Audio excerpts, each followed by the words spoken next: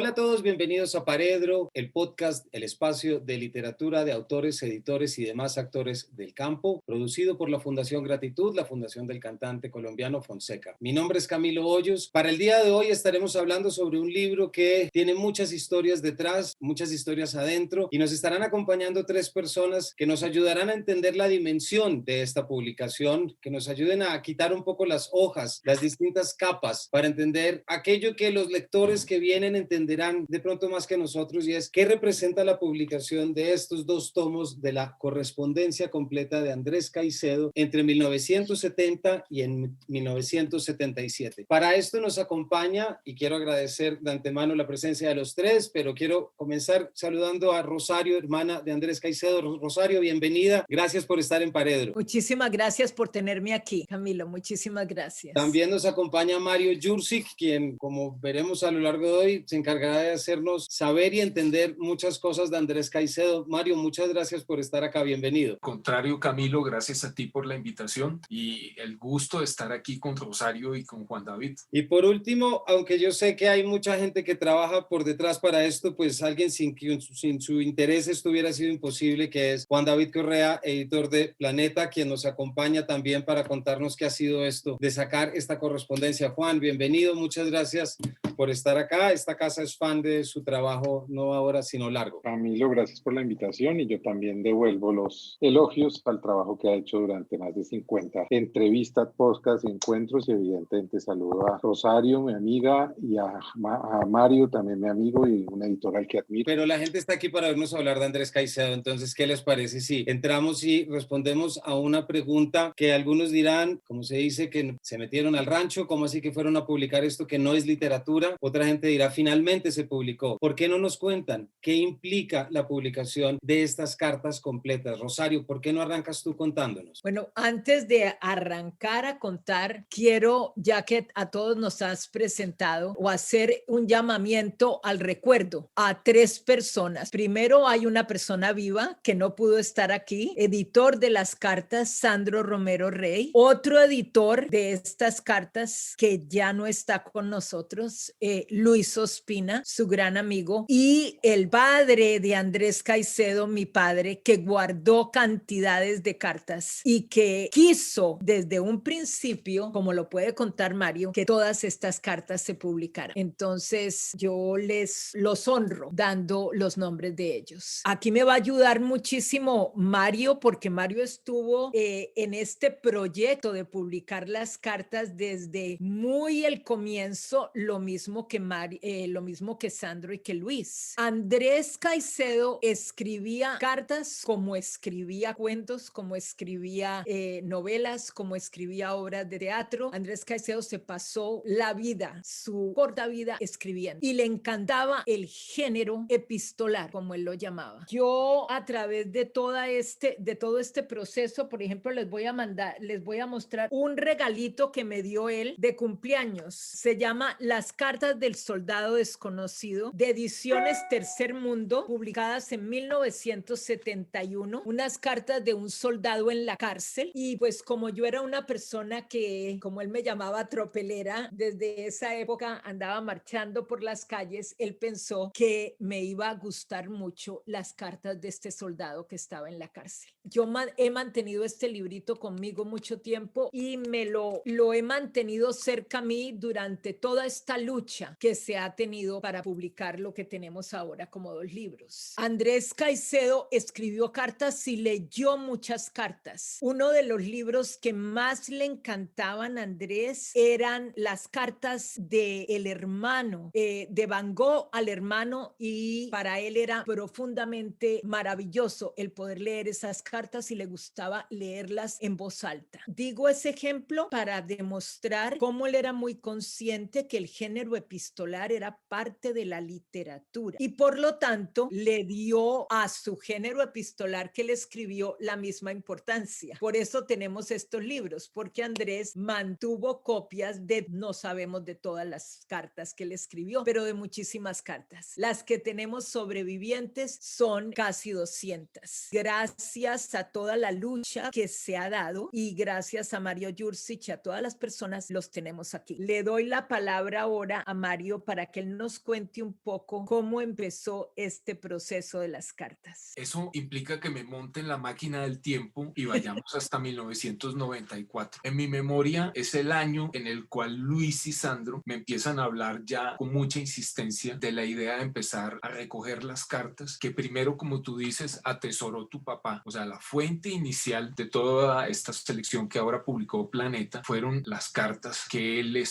fue guardando, consiguiendo por aquí, preguntándole a diferentes amigos de Andrés, y ese era el corpus básico. 2 años más tarde, cuando ya empieza su andadura el Malpensante, ya Sandro y Luis habían avanzado montones en esa recopilación. Eso coincide con que Editorial Norma empezó a republicar los libros de Andrés y era un destino natural que publicaran las cartas. Eso por distintas razones. Ahora creo que tú has contado la historia, yo he contado un poco, pues no importa mucho volver sobre ese asunto de por qué no se pudo publicar en Norma, pero la cuestión fue que cuando iba a salir el primer número del Malpensante, pues nos pareció magnífica idea, por lo que tú acabas de decir, o sea, magnífica idea publicar las cartas, porque a menudo se tiene la impresión de que la correspondencia no es parte de la obra de un escritor, o si lo es, en los casos en que se admite, se asume que es como una parte, digamos, una parafernalia, unos bienes que están ahí, pero que no son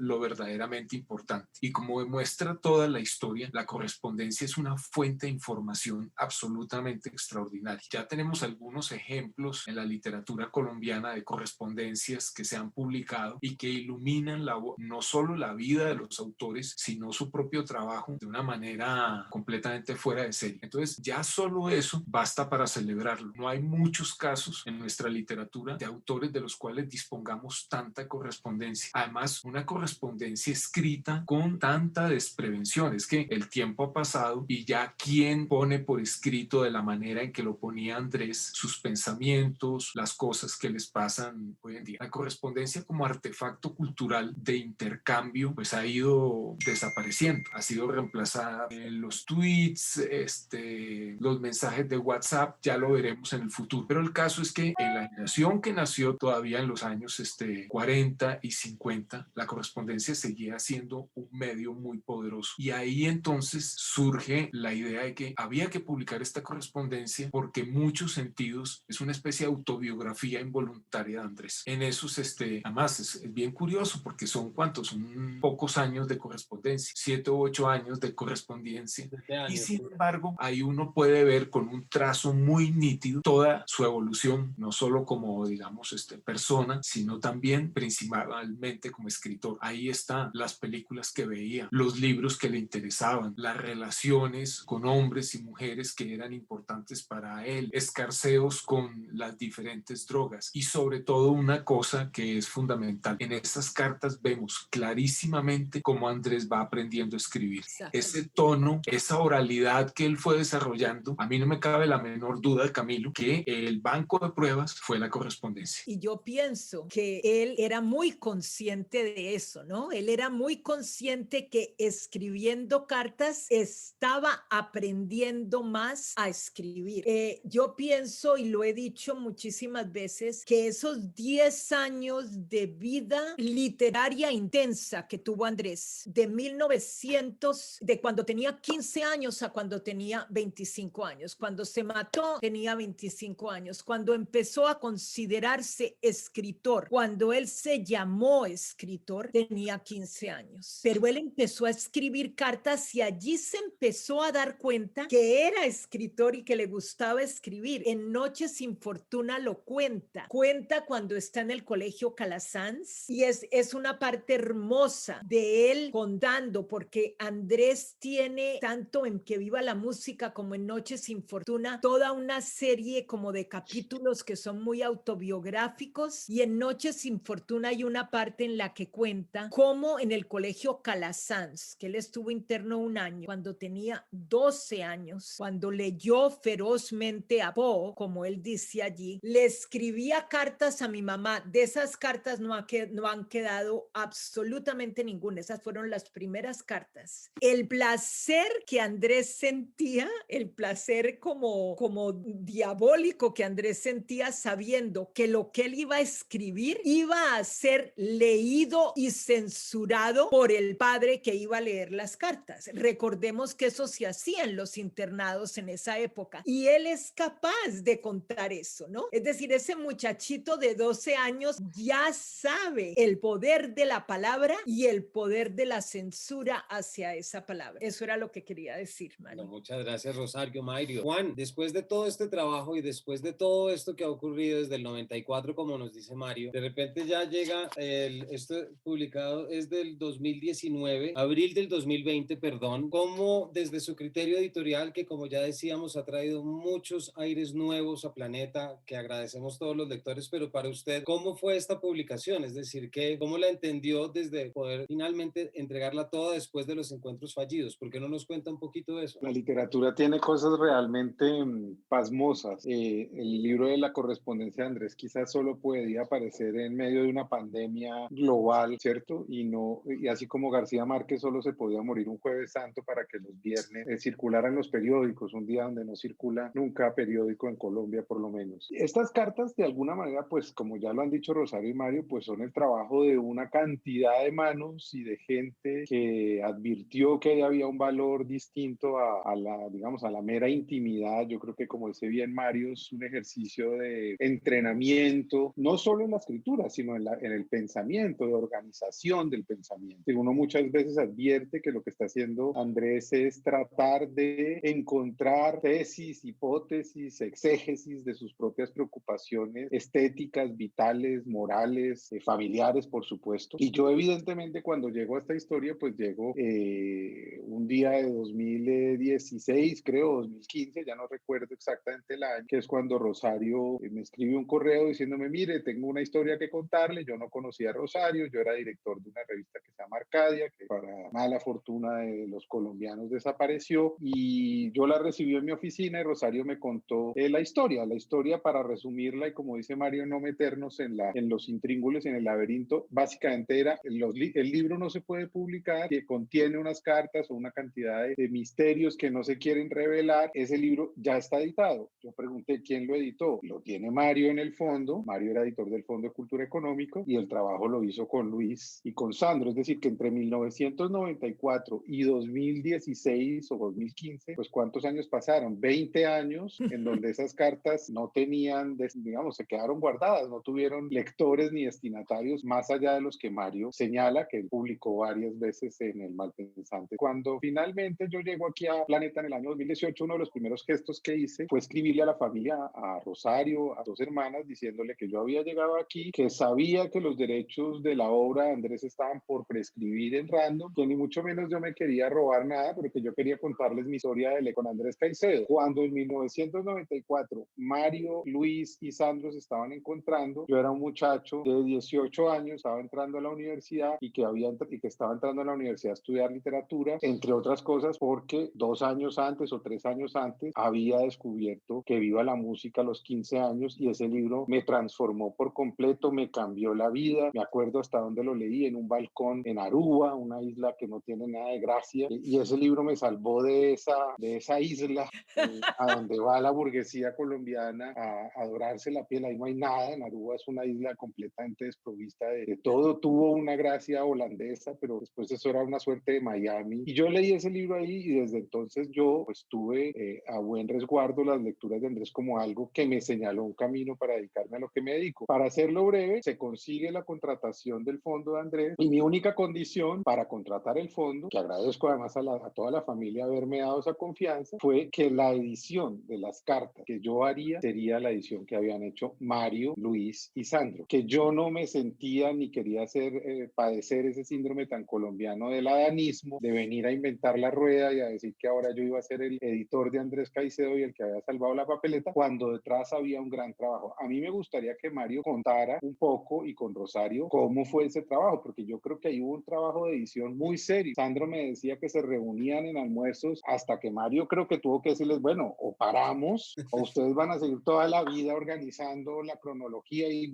miremos esta carta y apareció otra carta, que creo que esa es la gracia de este libro. Está muy bien armado, muy bien pensado. Estos dos libros realmente tienen una continuidad y una manera de haber sido editados que a mí me entusiasma mucho cuando los volví a leer ya publicados. Rosario. Y estoy alzando la mano para hacer una pequeña anotación invitación, Juan David. Yo te contacté a ti en el 2017. Mario lo puede decir porque yo fue allí cuando la familia, después de haber dicho que se iba a hacer un libro de correspondencia, que se llamaba correspondencia, eso lo he dicho yo toda la vida. Veamos el diccionario, ¿qué quiere decir correspondencia? Desde el 2014, Mario, ¿no es así? Estábamos lidiando con la posibilidad de publicar ese libro. En el 2017, cuando ya está todo organizado, cuando Sandro y Mario y Luis y yo estoy mandando cartas que tengo, etcétera, todo está perfecto, las otras dos herederas dicen que ese libro correspondencia en el que han estado de acuerdo, correspondencia son cartas, no se puede publicar porque las cartas no son producciones literarias. Como se pueden imaginar, evidentemente yo dije, esto no puede ser. Mario mismo, y lo tengo yo que decir porque esa carta se ha publicado, escribió una respuesta, un correo en que le puso como título perplejidad, porque evidentemente quedó perplejo ante esto, y le doy a Mario, que era el editor para el Fondo de Cultura Económica, lo que viene después. Camilo, yo insisto una cosa. A ver, gracias a Juan David, ya el libro está publicado. Entonces, eso es lo que tenemos que celebrar, que el libro ya está a disposición de todos los lectores y por lo tanto cualquier curiosidad, cualquier rumor que quieras aclarar, cualquier conclusión que quieras sacar, pues ahí están los libros. Exacto. Y entonces eso es lo que vale la pena. No me voy a salir del todo de la pregunta que nos hiciste. Mira, yo creo que una de las discusiones, digamos, más fuertes entre los tres, Luis y Sandro en el comienzo eran muy partidarios de hacer unas obras completas porque eso era lo que estaban haciendo. Digamos, ellos durante muchísimos años fueron ordenando la producción literaria de Andrés. Entonces, consecuentes con ese criterio, querían publicar todas las cartas. Yo que había llegado después veía un problema en ese asunto y es que, mira, a Andrés le gustaba mucho escribir las cartas en la mañana. Entonces se sentaba y le escribía a 10 personas. Claro, cada carta tenía sus propias notas personales, pero en general, cuando tú las lees todas seguidas, te das cuenta que cada carta es como una variación de la anterior. Entonces, una de las decisiones que acabó finalmente imponiéndose era que tú te dabas cuenta, si escribía 10 cartas, por ahí a la cuarta o la quinta, a la sexta solían ser las mejores, porque es como si hubiera entrado en calor. Claro.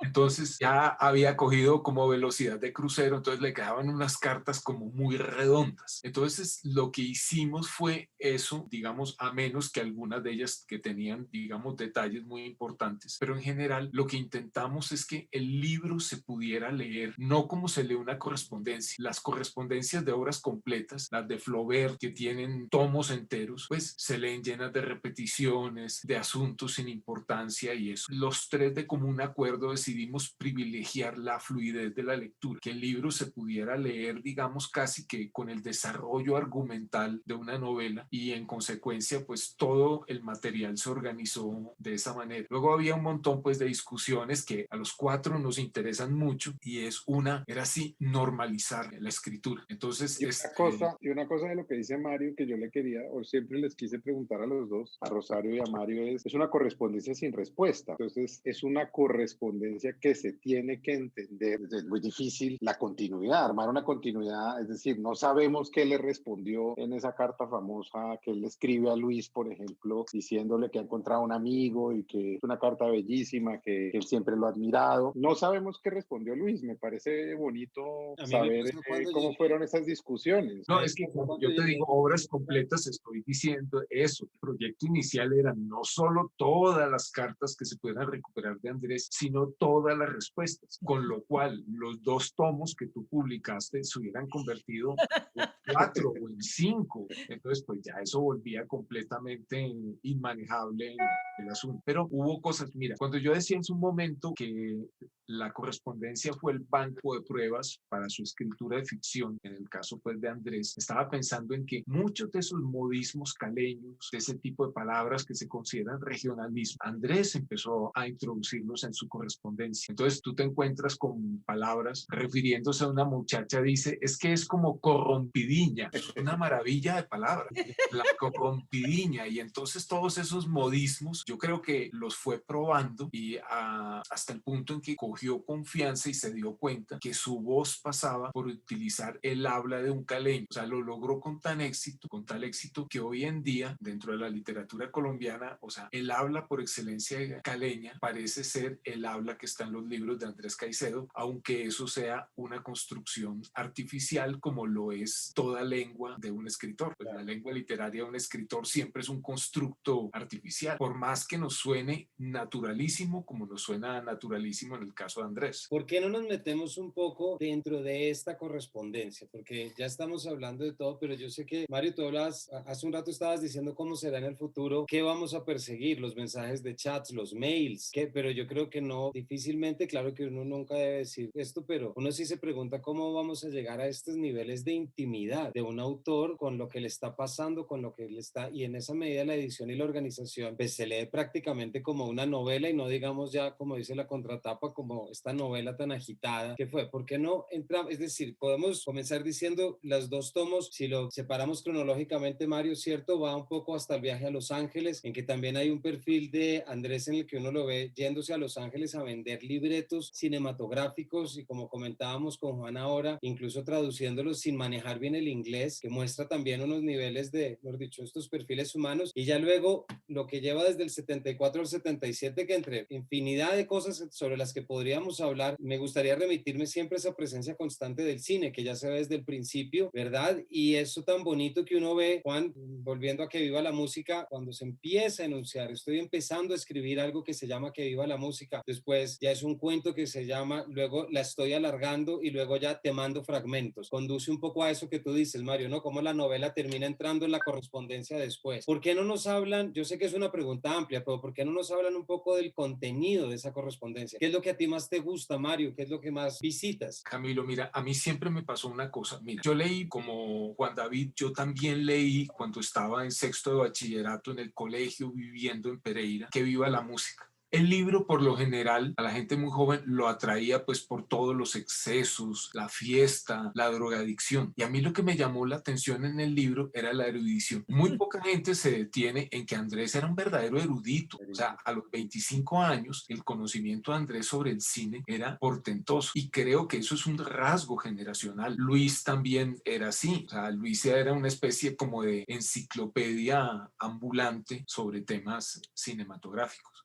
Entonces, claro, los lectores siempre, pues digamos, retenemos de los libros, pero las cosas que, pues por distintas razones nos impactan. Pero en el caso de Andrés, a mí, mucho más que, digamos, el desarreglo de los sentidos, lo que me interesó fue el ansia de conocimiento. Y eso en la correspondencia, esa voracidad por saber de cine, por verse todas las películas, por leerse todos los libros, por probar toda la amplitud de la experiencia humana, está muy, muy presente. Y yo creo pues que a cualquier persona a la cual la traiga el saber, ese rasgo en la correspondencia de Andrés le va a causar una identificación inmediata. Aquí estaba viendo, mientras hablabas, perdón, Mario, hay una carta del 1 de marzo del 72 a Isaac León Frías en la que le cuenta, en este mes de marzo voy a presentar en el Cineclub películas de Buñuel y de Billy Wilder. Y luego de ahí tenemos una enumeración, como tú dices, que no la voy a leer porque me demoro, pero hay una enumeración de 35 películas. Y uno dice, ¿cómo diablos? ¿Cómo llegaba a 35 películas en Cali en 1972? Es decir, ese Pero ambiente. antes de que Rosario nos cuente la intimidad de eso, yo diría que hay dos rasgos portentosos, para usar una palabra que acaba de hacer Mario, en la correspondencia. Uno, una épica de la curiosidad. Un hombre curioso, ávido, necesitado, porque su sociedad de alguna manera no lo toleraba, no lo soportaba. Entonces la curiosidad y la posibilidad del cosmopolitismo mental, de absorber el mundo a través del arte, es una cosa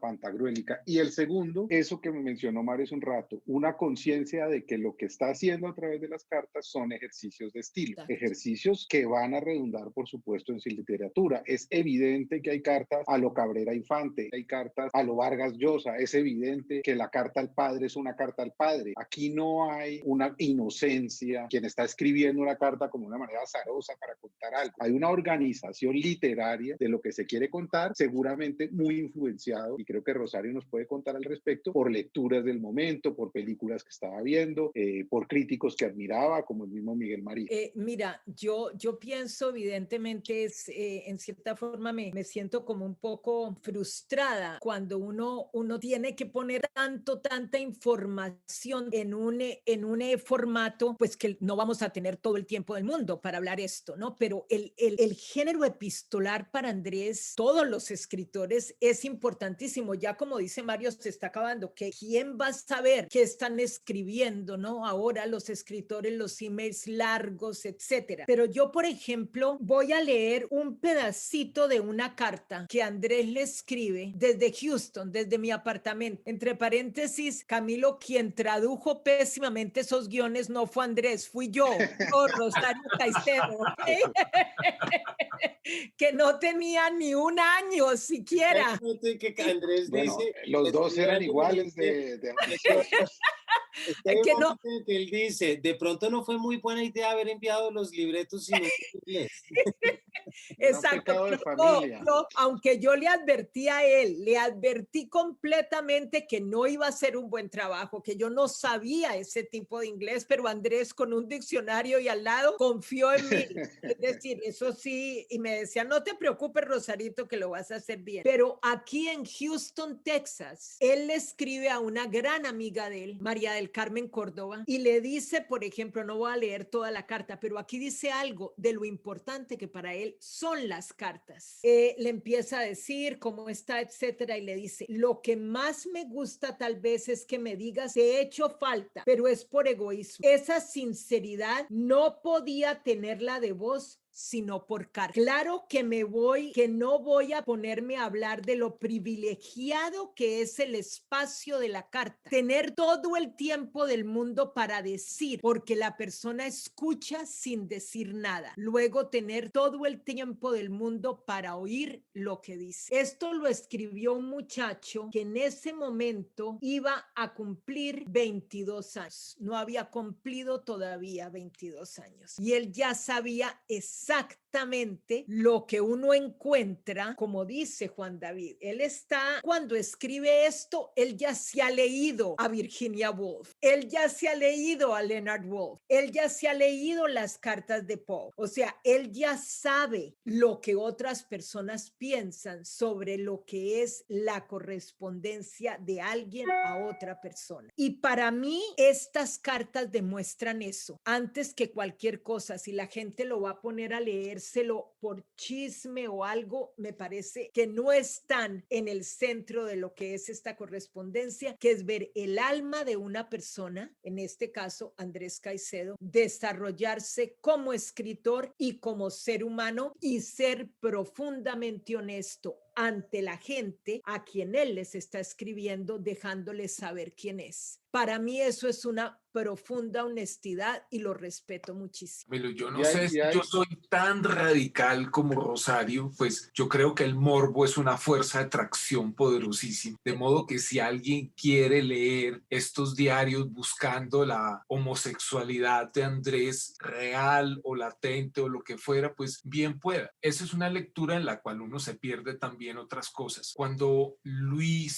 Andrés estaban en Cali, ellos empezaron a desarrollar un gusto que no tenía absolutamente nadie, que era la fascinación por las películas de serie B. En ese entonces, eso no tenía ningún tipo de legitimidad cultural. Bueno, ellos contribuyeron a que eso la adquiriera, pero no solo, porque si tú examinas la literatura que se está haciendo en este momento, uno ve que eso que ahora se llama el nuevo gótico latinoamericano, todo eso, yo encuentro que las raíces de eso se hunden hasta lo que hacían Andrés y Luis de una manera completamente desprevenida e intuitiva en la Cali de los años 60 y 70. Yo no sé si los tiempos cronológicos dan, pero hay una carta que le escribe Andrés a Jaime Manrique, escritor barranquillero que hoy en día vive en Nueva York y a quien admiramos y queremos mucho. Y es una carta que es una suerte de confesión de amor. A mí esa carta, una confesión de la imposibilidad de una... Para mí esa carta, cuando yo la leí, yo solo pensaba, por ejemplo, en Boquitas Pintadas de Manuel Puig, valorando un poco eso que está diciendo Mario. Había una suerte de fascinación con el melodrama, con la serie B, con una cultura popular que en ese momento, como bien dice Mario, no estaba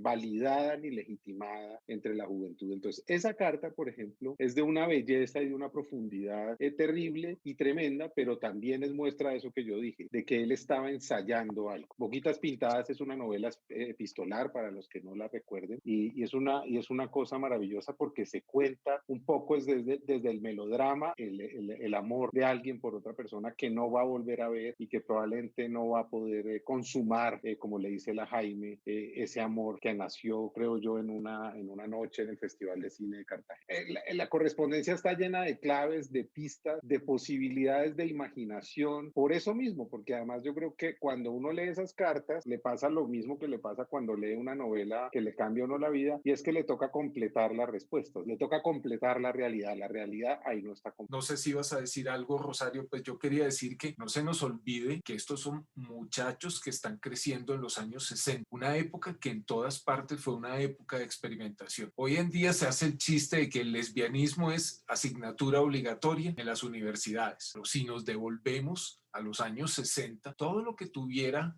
que ver con explorar una sexualidad distinta a la que existía en ese momento era muy penalizado. La iglesia, eso. Tú apuntaste, Juan David, al comienzo, que hay un esfuerzo muy consciente de Andrés y está perfectamente reflejado en Que viva la música, de salir del mundo burgués, de esas fronteras también custodiadas. Hay una cosa que a mí me encanta en Que viva la música y es que hay en la vida colombiana el arribismo ha sido como una constante social. Claro. Y aquí tenemos un personaje que en realidad quiere descender de clase y eso como búsqueda vital es interesantísimo. Mira, justamente Mario, estaba pensando en una de mis cartas favoritas, definitivamente es una de las primeras a Carlos Mayolo, del 13 de enero del 72, que me parece una carta, y justamente ahí dice, cuando habla, dice, yo nunca voy a pertenecer a eso, yo nunca voy a ser ni escritor, ni cineasta, ni director de cine famoso. Lo único que yo quiero es dejar un testimonio, primero a mí de mí, luego a 2 o 3 personas que me hayan conocido y quieran divertirse con las historias que yo cuento, aunque sean familiares míos, no importa, pero trabajar, escribir, aunque sea mal. Hay algo que también quisiera rescatar de estas cartas, ya lo hemos dicho, pero es esa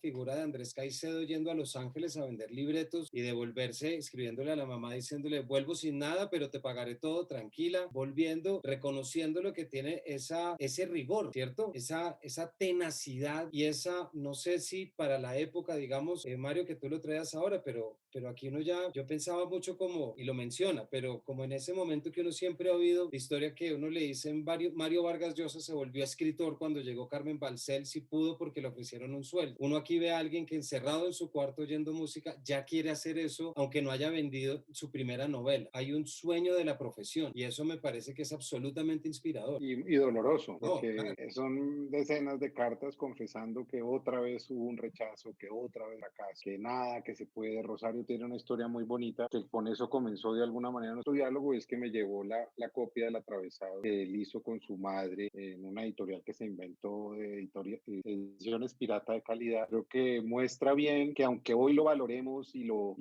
consideremos un hombre por fuera de su tiempo y un hombre realmente genial, sufrió mucho con ese fracaso editorial. No sé si Sandro me alcanzó o Mario me decía el otro día que él esperó yo no sé cuánto tiempo la edición, yo no sé, de Noche sin Fortuna o de que en Argentina o en México le habían prometido y eso se demoró. Nunca. Y se demoró y ahí hay cartas y cartas a un mexicano diciéndole, bueno, ¿y cuándo va a llegar la novela? Entonces esas historias están ahí en todas esas cartas. Mándeme el original que se me perdió. Y aún, exactamente, y a un argentino, pero por ejemplo, en medio de todo esto les quiero mostrar algo que en algún momento todo esto va a quedar en un sitio donde la gente lo pueda ver, la historia de un escritor. Estos son, no sé si lo alcanzan a ver, recibos escritos a mano de Andrés Caicedo vendiendo su librito El Atravesado en los puestos públicos de la Plaza de Caicedo. Alguien que haya estado en Cali en esa época, la Plaza de Caicedo tenía puesticos públicos donde se vendía maní, chocolatines, etcétera, y también libritos. Andrés dice, recibí de Andrés Caicedo en consignación consignación, 2 libros El Atravesado, valor 30 pesos, descuento del 30% y lo firma el dueño del puesto público. Recibí de Andrés Caicedo tal y lo firma el dueño. Esto lo firma el dueño. Recibí de Andrés Caicedo 5 libros El Atravesado en consignación, descuento a la librería el 30% por ejemplar vendido. Esto me lo encontré yo en un libro de Andrés Caicedo. Cuando yo estaba un poco frustrada con toda esta situación del libro, le paraba atención a estos pequeños recibos, porque esto me demostraba a mí el deseo profundo que Andrés tenía de ser publicado en absolutamente todo lo que hizo. Y para mí eso demuestra lo que dicen que es un escritor, que no es una profesión, sino verdaderamente un espíritu, una vocación. Es lo que es esa persona, nada más puede ser. Entonces, eso me dio a mí mucha energía para tratar de que lo que él siempre quiso se pudiera hacer. Camilo, mira, yo añadiría a eso que también creo que es un rasgo de época, un rasgo generacional. Tanto Andrés, Luis, Mayolo eran audaces y atrevidos. Entonces no pedían permiso. O sea, cualquier otro hubiera dicho, no, hasta que yo no aprenda bien inglés y hasta que pues tenga el nivel B2, no voy a poder enviar eso a Hollywood. Ellos decían, me vale madre, lo traduzco, mi hermana lo traduce como sea y lo mando así. Que no sabemos, no hemos estudiado cine. ¿Qué más? Aquí hay unas cámaras y eso. Vamos a aprender a hacer cine haciendo. Como a escribir, se aprende escribiendo. Ese tipo de cosas indican que el marco mental burgués ya no los estaba constriñendo de ninguna manera. Ellos estaban rompiendo con eso, entonces no estaban esperando ningún momento ideal. Que tenemos 35 pesos para hacer el documental, pues se hace el documental con los 35 pesos. Que hay que vender el libro en todos los puestos de la Plaza de Caicedo, pues vamos y vendemos los libros en la Plaza de Caicedo. A mí ese tipo de actitud me gusta muchísimo. Andrés, pues estaba simplemente viviendo la vida de todo escritor. Un aspirante escritor que no esté preparado para el fracaso, conviene que se dedique a algo completamente distinto. Exactamente. Y yo pienso, hablando de lo que dice Juan David, de esta inmensidad de conocimiento que tuvo Andrés Caicedo, y yo lo he dicho mucho porque esa para mí es el misterio, es que a mí todavía me hace pensar en la noche. Jesús, en Cali, Colombia, en esa época, ¿de dónde sacaba este muchachito este conocimiento? Por ejemplo, él, por ejemplo, me decía a mí lo que acaba de decir Mario, me decía, mira, cuando nadie le publicaba El Atravesado, cuando nadie le publicaba esto, no le gustaba mucho Hemingway, pero me decía, mira, ¿sabes que Ernesto Hemingway puso todas las cartas de rechazo de su trabajo, todas las cartas, él las empapelaba en el cuartico para que le diera más energía? En alguna cosa leyó eso, porque yo después lo vine a leer, pero él era muy consciente de ese rechazo y también muy consciente de que era lo único que él sabía hacer bien. Esto también se lee en las cartas. Lo único que Andrés Caicedo sentía que podía hacer bien era escribir, y por eso lo hizo, y por eso escribió cartas. Por eso estuvimos este rato para nuestros oyentes y nuestros espectadores hablando sobre la correspondencia de Andrés Caicedo publicada por Planeta, un par de libros que, como hemos visto hoy, entrando y sin entrar, porque es un tema no podíamos cubrir en la extensión normal de este programa, pues ya pues no deja ninguna duda de por qué todos debemos ir a leer a Andrés Caicedo, a recuperar, si es que alguno creyó que lo había perdido, pero siempre es importante poder acceder a estos espacios emocionales, estas intimidades creadoras de escritores que les ha tomado lo suyo, no poder establecerse dentro de los cánones y dentro de muchos otros espacios que tiene que visitar. A los tres, muchísimas gracias por habernos acompañado. Creo que fue un verdadero lujo contar y poder cubrir desde tantos puntos lo que es esta publicación. En verdad les agradezco mucho el habernos acompañado, Mario, Juan David y Rosario. Muchísimas gracias a todos ustedes. Gracias, Camilo, por la invitación. De verdad, siempre es gratísimo participar en estas, como dicen los argentinos, en estos chamullos. Y bueno, a todos ustedes, muchas gracias por habernos acompañado. Esperamos que vayan a leer a Andrés Caicedo y nos vemos por aquí en la próxima entrega de este Paredro. Hasta luego y muchas gracias. Muchísimas gracias. Chao. Gracias.